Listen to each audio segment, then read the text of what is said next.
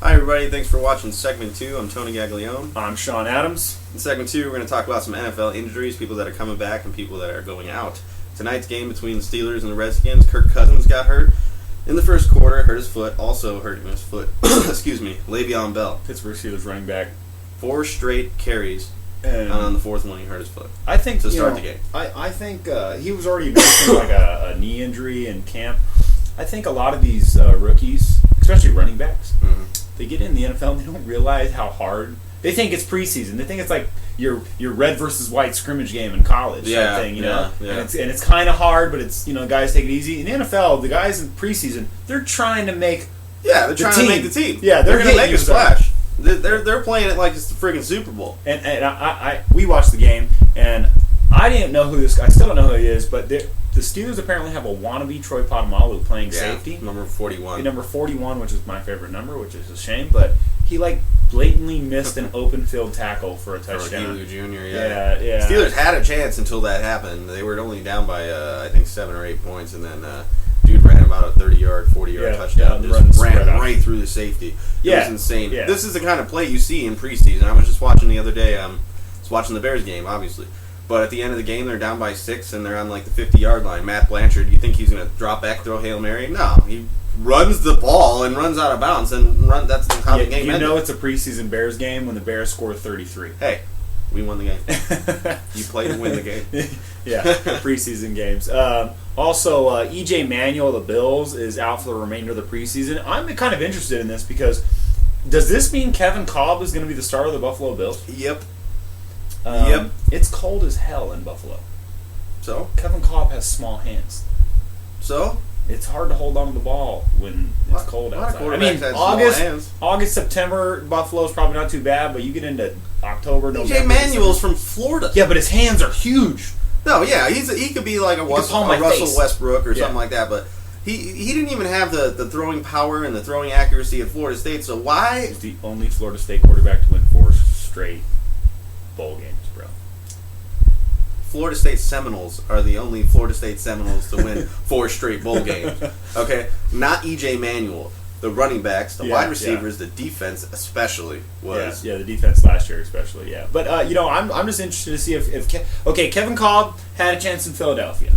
By the way, just to stop you for a minute, Tim Tebow won national championships in college. Yeah, anybody can win national championships. You're right. Go ahead. Well, with Kevin Kolb, he had a chance in Philadelphia, couldn't cut it. Mm-hmm. Got traded with a high contract to Arizona. Mm-hmm. Couldn't cut it. In fact, he just got injured. That's all he was really doing. It wasn't really that he couldn't cut it in Philly. It was that they had Michael Vick. And so they traded him because he performed for, 4 or 5 games in a row. And he did well. Yeah.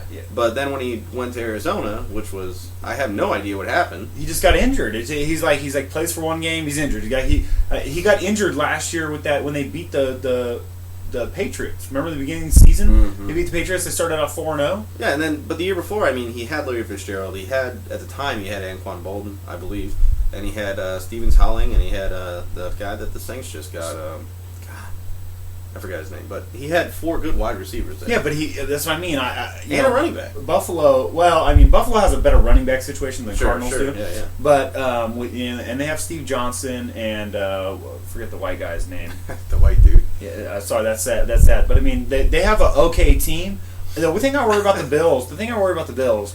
Is the Bills have consistently been hyped up and then underperformed, and then when they don't get hyped up, they overachieve, and they always finish 8-8 every year. It fluctuates every year because they'll start off 6-0, they'll finish 8-8. They'll start off 0-6, they'll finish 8-8. Exactly. It happens every year. And I'm kind of interested to see. I feel like with Manuel, that would fall. They would go like 5-11. You know what I mean? Because he's a rookie. You think so? Yeah, he's going to win Westbrook games. was a rookie. Yeah, okay, but Colin Kaepernick was a rookie. Okay, but Colin Kaepernick was playing in his second year in the system, so technically he's not a rookie.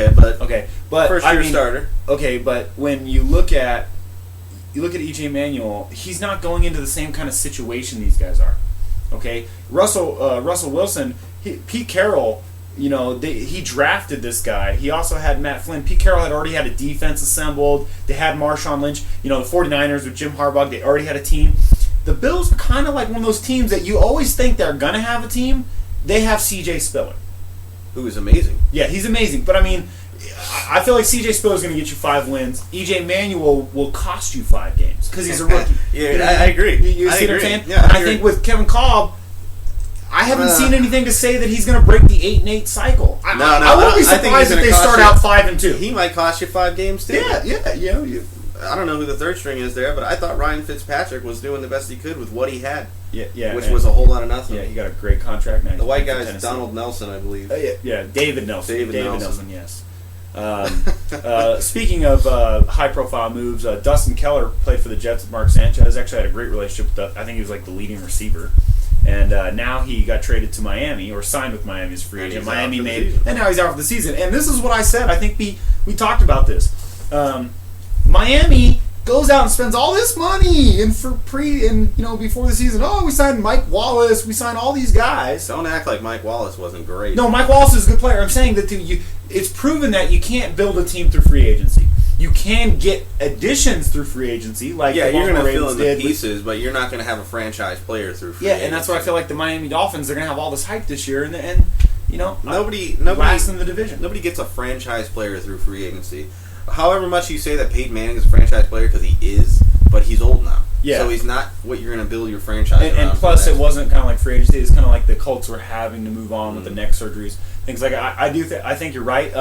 The one person I will say that was a franchise player that they got through free agency was Michael Turner back in the day when Atlanta first got him, because San Diego should not have let that guy go. Yeah. They had Tomlinson at the time. They had Tomlinson at the time, but Michael Turner showed enough in San Diego that he could be, and so now he's not with the Atlanta Falcons anymore. But I would say that's like the only time in recent history that you've gotten a quality franchise kind of player, because without Michael Turner, Matt Ryan's seasons would never have been great. They could give Michael Turner the ball 30 times a game, and that made it easier for Matt Ryan. Similar, kind of like what Ben Roethlisberger went through when they had Jerome Bettis and Deuce Staley his first year. Yeah. They could give these guys the ball and run the ball, and then the quarterback's not having to run so much. Yeah, Roethlisberger barely even threw the ball. Yeah, it's like 20 times a game. And they still made it to the AFC Championship. Exactly. 15-1. Running game and a defense, which we don't have anymore. I hate to say that. Manti Te'o is in a walking boot. It's an invisible walking boot.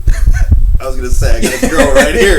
Yeah, she's with us. His girlfriend's with us. I forgot her name, but it's something like the old quarterback of the Raiders, like one of those Hawaiian names. She's right here. She looks cute. Huh? Tuiasa Supu. Yeah, Yasa Supu. There you go. Something like that. Yeah, she's right here. He's in an invisible walking boot. Nobody knows what the injury is. I'm sorry. I can't resist. This guy, this is never, ever going to leave him, right? Am I right? With Manti Te'o, even if he's a Hall of Famer, he gets an invisible jacket. He's not going to get... It's all those invisible steroids he was taking. Okay, anyway. I'm sorry, guys. I'm sorry. But it's just too funny. I'm sorry. The best thing you could ever do if you're lonely is create an invisible girlfriend, have her call the Associated Press, and then run with the story all year, and then before the Heisman voting, you come out and say it was a lie. I can't even do this. Blaine Gabbert was named starting quarterback at Jacksonville. And he has a broken thumb. I had to get off that subject. Does that speak volumes for Chad Henne? Oh, yeah, of how terrible he is. Yeah, the guy who's the starter for Week 1 has a broken thumb. That means the rest of the preseason games, Chad Henne, sorry, dude, you can't do enough. You can't do enough. I had high hopes on Chad Henne. They had a couple other guys that were solid as backups that I read their passing stats just the other minute ago, and they looked pretty good. I forgot their names, but I think Blaine Gabbert's horrible. I'm sorry. He was horrible. I mean, Missouri ran the spread They should have offense. signed Tim Tebow. They should have, except their owner, who now owns Fulham. Oh, yeah. Soccer team. He didn't want him, And the fans started this website. Billboards and stuff. Yeah, don't sign But you know what? Tebow. You're a business owner on top of being... Ticket sales. Yeah. Ticket sales. That would put butts in the seats. Yeah, exactly. I mean, Florida sold out. Yeah. And in Gainesville when he was on the Gators. Yeah. So why not bring him to Jacksonville? Denver was horrible. Oh, yeah. Josh McDaniels drafted him. Next thing you know, everyone wants to see Tim Tebow. Yeah, of course. Hey, check behind your head there. Yeah, Tim Tebow. Yeah. I bought a Tebow jersey. I'm a Tebow fan. I think, I'm all for the guy. I like the guy.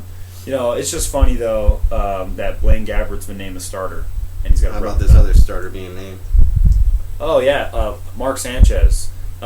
He's named the starter for the preseason, but I think what's happening is that Geno Smith, coming from that West Virginia system, he's just not good enough. Yeah, he's finding out that it's harder to be good. 70% or 80%, I forgot the exact percentage, of Geno Smith's touchdown passes were under 10 yards. Here's what I say is happening. New GM drafts Geno Smith. Mm-hmm. He's already preparing to fire Rex Ryan and Mark Sanchez next year. He's got his quarterback. He's probably has a coach in mind, and I just feel like they're building. They're a defensive team. You need a defensive coach. Yeah, they're not so much of a defensive team anymore. Well, yeah. Terrell Rivas, speaking of which, who used to be in the Jets, he's participating in 11-on-11 drills for the Tampa Bay Buccaneers. That's good for the now, Buccaneers. so, yeah. Hey, Buccaneers, that's another team you ain't heard much about this year. Josh Freeman, they still have Doug Martin. What's the Vincent Jackson? Oh yeah, they got him from San Diego, last yeah. year. They got Josh Freeman. Doug Martin was a beast last year out of Boise State. They got rid of LeGarrette Blount because of that. Yeah, he went to New England. And speaking of a team that's going to underachieve, the New England Patriots are going to be, I think, a 9-7 team. Yeah, I have friends that probably hate me saying this, but I love Tom Brady, but I don't think this year's going to go too well with them. I think there's too much with the sad thing is every time you watch Monday Night Football or Sunday Night Football, it's going to be about Aaron Hernandez and Gronk's hurt. He's going to come back. I picked up Gronkowski in a 10-round draft in the 9th round because nobody wants to draft him. So. That's it for our NFL headline news. Thanks for watching segment 2. Stay tuned for segment 3. I'm Shawn Adams. Tony Gaglione. Thanks.